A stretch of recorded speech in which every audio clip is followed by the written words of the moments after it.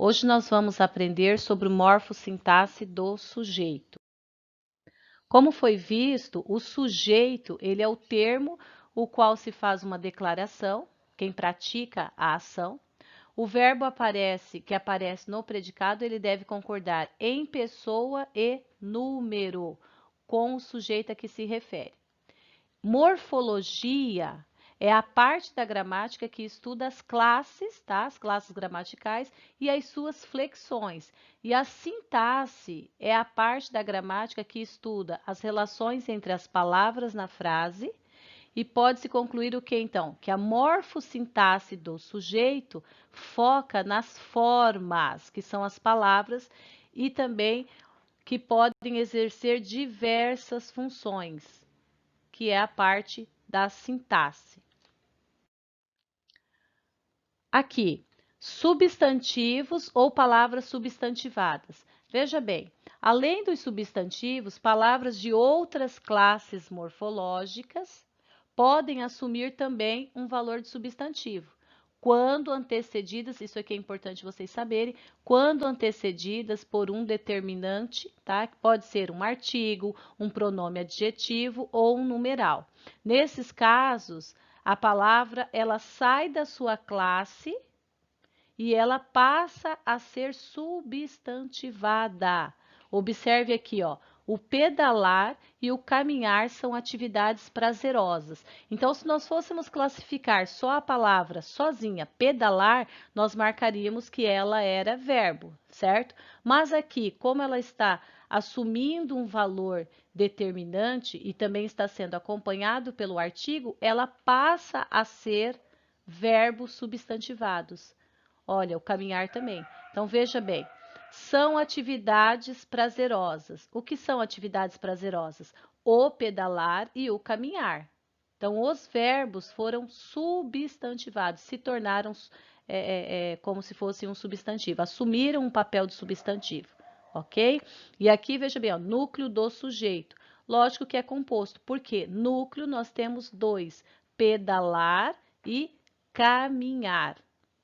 Aqui em cima, os ciclistas enviaram a carta. Então, quem enviaram a carta? Os ciclistas. É o sujeito, o núcleo do sujeito simples, porque ele só tem um núcleo, só tem uma palavra, ciclista, tá? E é substantivo. Então, esta palavra que sozinha seria verbo passa a ser substantivada, porque foi acompanhado por um artigo e tem valor determinante aqui, olha. Outro exemplo também, pode ser um pronome de valor substantivo. Pronomes que podem ser usados no lugar de substantivo. Olha só, ele, tá? Ele entregou a carta aberta ao vice-prefeito. Veja bem que ele sozinho seria um pronome, mas aqui ele tem um valor de substantivo. Pronome pessoal do caso reto. E o núcleo, ele mesmo, porque só tem uma palavra, simples, porque só tem um núcleo, uma palavra. Também pode ser pronomes indefinidos, ó, tudo e todos. O impacientavam ultimamente. Então, veja bem que o núcleo aqui é composto por quê? Porque eu tenho duas palavras, tudo e todos. Observaram?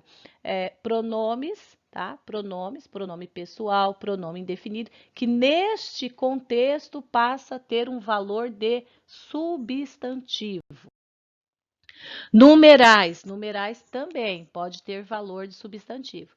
Qualquer numeral pode ser no lugar do substantivo. Veja bem, os 5 continuaram a pedalar. Então, quem continuaram a pedalar? Os 5, tá? Núcleo do sujeito simples, por quê? Porque só tem uma palavra.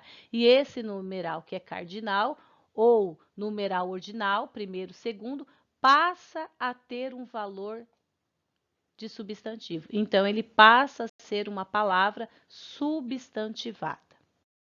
Também nós temos orações de valor substantivo. Ó, orações inteiras. Formado por uma oração inteira, o sujeito, neste caso, contém um verbo. Geralmente, para facilitar a identificação, essas orações podem ser substituídas pelo pronome isto ou outro parecido, equivalente.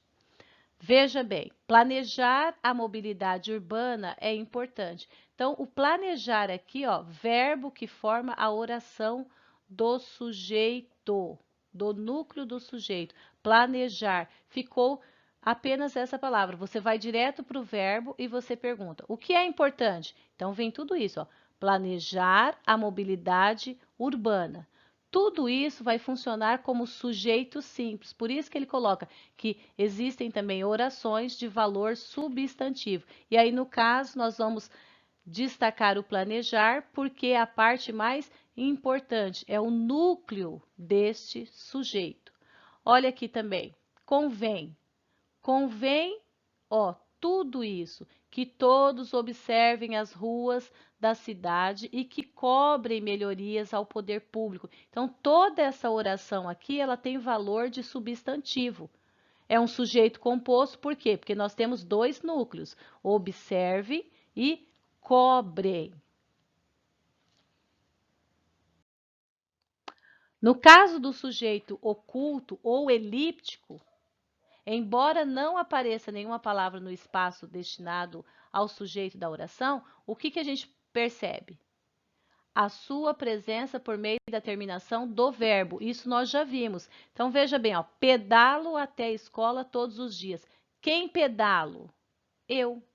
O sujeito está oculto, mas nós conseguimos perceber pela terminação do verbo. Olha, quem cuidas? Tu. Quem queremos? Nós.